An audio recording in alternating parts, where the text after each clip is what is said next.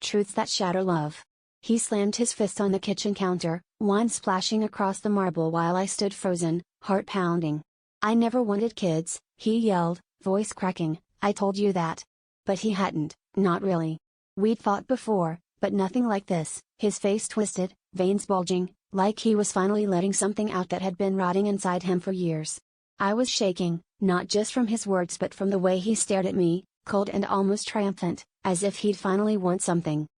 That night, after he stormed out, I sat in the dark replaying every conversation, every lingering glance at families in the park, every maybe someday he'd mumbled while running his fingers through my hair.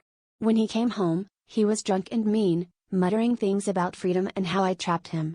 I asked him straight out, had he ever even tried, even once, to get me pregnant? He laughed, a bitter, ugly sound, and said he'd taken care of that a long time ago. The next morning, he didn't apologize. Instead, he tossed a crumpled pamphlet onto the table. "Vasectomy reversal. Don't get your hopes up," he said, not meeting my eyes. That was when it all clicked, the endless nights out with his friends, the sudden business trips, the way he'd been so distant during our trying period.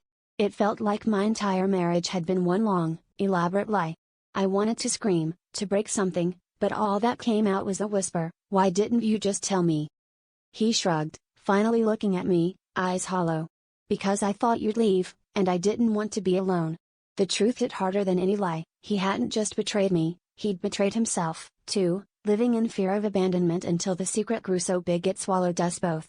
I realized then the real betrayal wasn't the vasectomy or the cheating rumors I'd ignored, it was that we'd both been pretending, desperately clinging to a version of love that never really existed.